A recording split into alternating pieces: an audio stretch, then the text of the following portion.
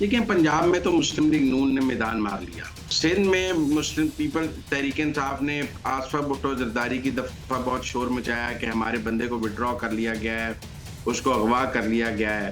अब कोई तहरीक इंसाफ से पूछे कि अब आपने बिलावल भुट्टो वाली सीट पे कैंडिडेट क्यों नहीं खड़ा किया? अगर इन ज़िमनी इंतखाबात में पीटीआई का वोटर जो है वो पोलिंग स्टेशन पे नहीं आया, तो फिर अगले 5 साल तक उसको पोलिंग स्टेशन पर वापस नहीं लाया जा सकेगा। ये कल का जो उनका फुल कोर्ट है, ये मूड सेट करेगा कि क्या ये लाहौर हाई कोर्ट के जजेस इस्लामाबाद हाई कोर्ट के जजेस के साथ खड़े होंगे। अस्सलाम वालेकुम नाज़रीन, आप देख रहे हैं प्रोग्राम अंदर की बात मुज़म्मिल सौरवर्दी के साथ। मैं हूं आपकी मेज़बान इकरा रियाज़ और हमारे साथ मौजूद हैं आपके पसंदीदा तज्ज़िया निगार मुज़म्मिल साहब। अस्सलाम वालेकुम सर, क्या हाल है आपके? बिल्कुल ठीक-ठाक, वालेकुम अस्सलाम।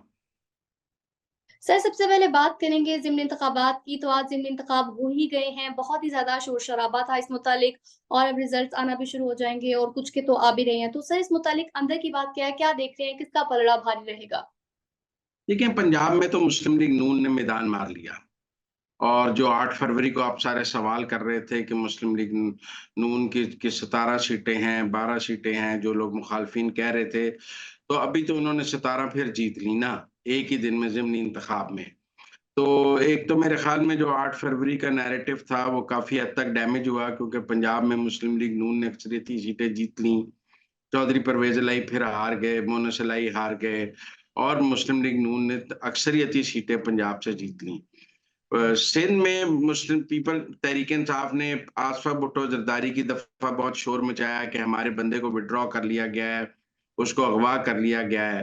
अब कोई तहरीक इंसाफ से पूछे कि अब आपने बिलावल भुट्टो वाली सीट पे कैंडिडेट क्यों नहीं खड़ा किया? आपने अगर कहते हैं जी आसफा वाली सीट आप पे आपका बंदा बिठा लिया गया था या जबरदस्ती हो गई थी, तो अब बिलावल वाली सीट पे पीटीआई ने कैंडिडेट क्यों नहीं दिया? वहाँ तो टीएलपी के कैंडिडेट ने पीपल पार्टी का मुकाबला किया है, वह किसी ने भी नहीं दिया। तो इसलिए एक तो मैं समझता हूँ कि पीटीआई का वो जो आसफा भुट्टो वाला नैरेटिव था, उस पर ये सवाल ज़रूर होना चाहिए कि उन्होंने अब कंवर शहजाद की सीट पर क्यों नहीं कैंडिडेट किया। बहरहाल एक और सवाल है कि पीपल्स पार्टी ने पंजाब में इस बार इलेक्शन नहीं लड़ा, सिर्फ रहीम यार खां की एक सीट पे उन्होंने इलेक्शन लड़ा है, बाकी पूरे पंजाब की किसी सीट पर भी उन्होंने कैंडिडेट नहीं दिया है। तो पंजाब बिलावल भुट्टो जब जो जो पंजाब में पीपल्स पार्टी की वापसी की कोशिशें कर रहे थे, मुझे लगता है 8 फरवरी के नताइज से बहुत नाउम्मीद हो गए हैं और अब उन्होंने कैंडिडेट खड़े करने की कोशिश ज़रूरत ही महसूस नहीं की। बहरहाल केपी में पीटीआई जीती है, सिंध में पीपल पार्टी जीती है, पंजाब में नून लीग जीती है। तो टेक्निकली जो नताइज 8 फरवरी को आए थे, 21 अप्रैल को भी वही नताइज आए हैं और जो जमात जहाँ जीती हुई थी, वहीं-वहीं उसने दोबारा सीटें जीत ली हैं। कोई बड़ी तब्दीली नहीं आई है। 2018 में इमरान खान अपनी छोड़ी हुई सीट हार गए थे, फवाद चौधरी हार गए थे। लेकिन इस बार मरियम नवाज़, शहबाज शरीफ, हमज़ा शहबाज ने अपनी छोड़ी हुई सीटें दोबारा वापस जीत ली हैं।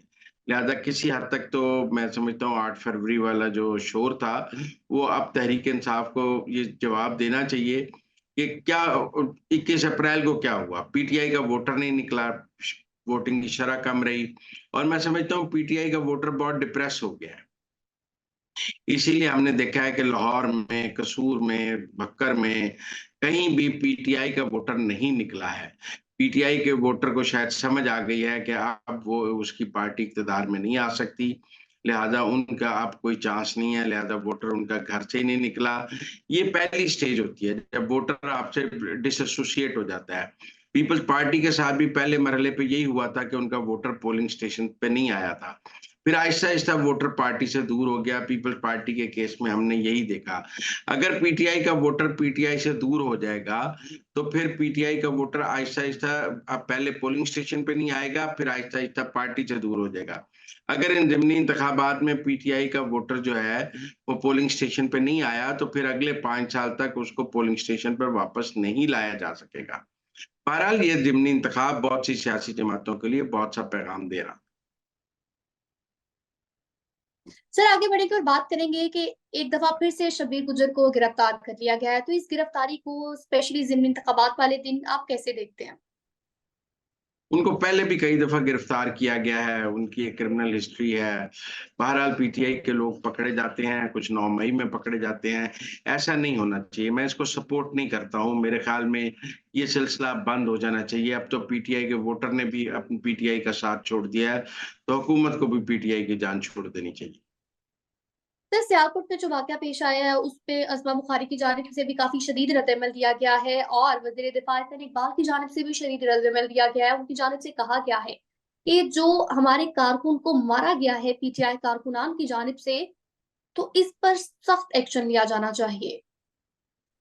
बहरहाल बेचारे की जान चली गई, कारकुनों ने हमेशा लीडरों के लिए जान दी है। मैं समझता हूँ कुछ भी नहीं, 1 आध दिन बयान देंगे, फिर उस कारकुन के घर किसी ने जाना भी नहीं है। कौन-सा उस कारकुन के मेरा मतलब है, अब आप बाजोड़ में देखें, वो शाहज़ेब के भाई लड़ रहा है, पीटीआई ने को उसको टिकट दिया है अपने कारकुन के भाई को। जान उसकी उसकी जब वो हलाक हुआ था, उसे गोली लगी थी, तो पूरी पीटीआई उसको कैच कराने के लिए पहुँच गई थी शाहज़ेब की, लेकिन आज उसके भाई को टिकट नहीं दिया। ये कारकुन की जान की कोई कीमत नहीं होती और ये कारकुन चाहे नून का हो, चाहे पीटीआई का हो, उसकी जान की कोई कीमत नहीं है। कारकुन जान तो दे देता है अपने लीडर के लिए, अपनी पार्टी के लिए, लेकिन हमारी सियासी पार्टियाँ उसकी जान की कोई कीमत नहीं डालती हैं। ना आगे उसके खानदान को कोई सियासी कीमत मिलेगी और ना कुछ। ब जो जाने वाला है वो चला गया है और ये समझें जान रायगा ही गई है। जिन्होंने भी आज तक दी है उसका कोई मूल्य नहीं पड़ा है। जी, बिल्कुल दुरुस्त फरमाया आपने। आगे बढ़ेंगे और रुख करेंगे लाहौर का। लाहौर में हाई कोर्ट ने फुल कोर्ट बेंच समाअत बुला ली है, तो इस मुतालिक क्या कहेंगे आप? देखिए, हाँ, ये बड़ा सिग्निफिकेंट है। पहला हाई कोर्ट है जिसने फुल कोर्ट बुलाया है। हमने सुप्रीम कोर्ट का तो फुल कोर्ट देखा है, लेकिन लाहौर हाई कोर्ट के चीफ जस्टिस ने ये 22 अप्रैल को फुल कोर्ट मीटिंग बुला ली है और ये फुल कोर्ट मीटिंग उस सू मोटव की रोशनी में बुलाई गई है, जो सू मोटव इस्लामाबाद हाई कोर्ट के 6 जजों के खत के ऊपर लिया गया है। उसके में तजावीज़ तो सब हाई कोर्ट से माँगी गई थी कि जो अदलिया में मुदाखलत है उसको रोकने के लिए क्या मैकेनिज़्म बनाया जाए। तो उसमें सबसे पहले लाहौर हाई कोर्ट के चीफ जस्टिस ने फुल कोर्ट बनाया है ताकि जो अगली हियरिंग है उससे पहले लाहौर हाई कोर्ट की तरफ से तजावीज़ दी जा सकें।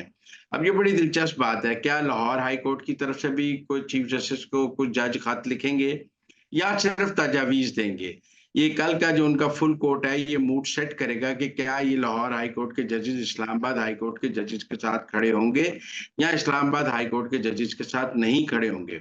अगर लाहौर हाई कोर्ट के जजेस इस्लामाबाद हाई कोर्ट के जजेस के साथ नहीं खड़े होते, तो उनका मुकदमा बहुत कमज़ोर हो जाएगा। अगर सिंध के लोग हाई कोर्ट के भी नहीं खड़े होते, तो फिर और कमज़ोर हो जाएगा। लिहाज़ा अब लाहौर हाई कोर्ट के चीफ जस्टिस ने फुल कोर्ट बुलाया है। देखना पड़ेगा कि कल के फुल कोर्ट के बाद क्या को खत जाता है या तजावीज़ जाती हैं। मुझे ज़्यादा राय यही है कि तजावीज़ जाएँगी, लाहौर हाई कोर्ट में खत वाला कोई माहौल मुझे नज़र नहीं आ रहा। सर, आपका तज्ज़िया, आपका तजुर्बा क्या कहता है? आपको क्या लगता है कि ये जो पंजाब के वुकला हैं, लाहौर बार के जो जो वुकला हैं, क्या ये सुप्रीम कोर्ट के जजेस का साथ देंगे? इस्लामाबाद के जजेस का साथ देंगे? मतलब मुझे लगता है मुहतात सा साथ देंगे, खत नहीं लिखेंगे, कुछ तजावीज़ जाएँगी, लेकिन जिस तरह इस्लामाबाद हाई कोर्ट के 6 जजेस ने खत लिखा है, मुझे नहीं लगता लाहौर हाई कोर्ट की फुल कोर्ट मीटिंग में कोई मुश्तरका खत लिखने का माहौल सामने आएगा।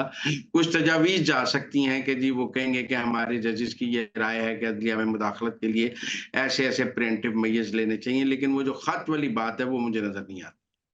तो यानी खत वाला जो बयानिया है, आपके कहने के मुताबिक वो अब दम तोड़ चला जाएगा।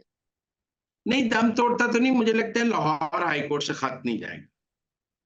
आगे बढ़ेंगे सर, बात करेंगे मौलाना फजलुर रहमान को लेकर। तो मौलाना फजलुर रहमान की जानिब से कहा गया कि पूरी की पूरी असेंबलियाँ बेची गई हैं और खरीदी गई हैं। अब ये बताना आप लोगों ने है कि ये बेची गई हैं या खरीदी गई हैं।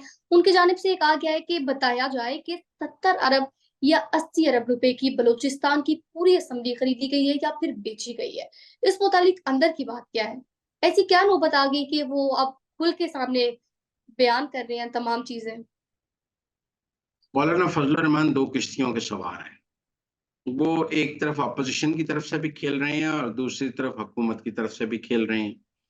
वो अपोज़िशन की तरफ से खेल रहे हैं कि ताकि तहरीक तहफ़्फ़ुज़ आइन की जो मोमेंटम है, उसके साथ-साथ अपना मोमेंटम भी रखें और ताकि उस पर कोई वो ना पकड़ सके। लेकिन उन्होंने भी पशीन जलसा किया, मौलाना ने भी जाके पशीन जलसा कर लिया। मौलाना का जलसा उनके 6 जमातों के जलसे से बड़ा जलसा है। तो इसलिए वो ये साबित कर रहे हैं कि वो उनसे बड़ी जमात है। दूसरा हुकूमत की तरफ से इसलिए खेल रहे हैं क्योंकि हुकूमत की उनके समधी जो हैं वो इस वक्त भी केपी के गवर्नर हैं। मतलब अगर उन्होंने हुकूमत के खिलाफ कोई तहरीक चलानी है तो सबसे पहले अपने समधी को तो कहें ना कि वो गवर्नर केपी से इस्तीफा दे। और अगर उनका समधी जो है वो गवर्नर केपी अभी आज की तारीख तक भी मौजूद है तो वो हुकूमत का हिस्सा है, हुकूमत की तरफ से ही गवर्नर है ना वो।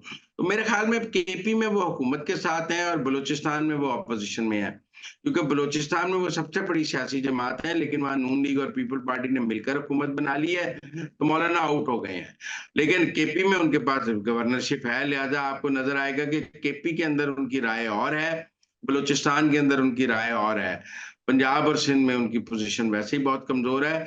लिहाजा हमें मौलाना की सियासत को एंजॉय करना चाहिए, इसमें और कुछ नहीं करना चाहिए।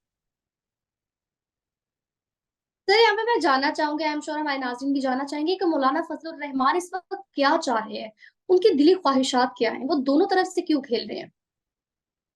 अपने आप को सियासी तौर पर जिंदा रखने के लिए वो दोनों तरफ से खेल रहे हैं और ये उनकी अच्छी सियासी हिकमत अमली है। वो पीटीआई को और सुन्नी इत्तेहाद कौंसिल की कैंपेन को भी मोमेंटम नहीं पकड़ने दे रहे और केपी में हुकूमत भी इंजॉय कर रहे हैं, तो एक टिकट में दो मजे ले रहे हैं। ये उनका पुराना अंदाज है सियासत का, नया अंदाज नहीं है। वो इसमें कमाल महारत रखते हैं। तो नाज़रीन ये थी आज के अंदर की बातें, हमें दीजिए इजाजत, अल्लाह निगहबान।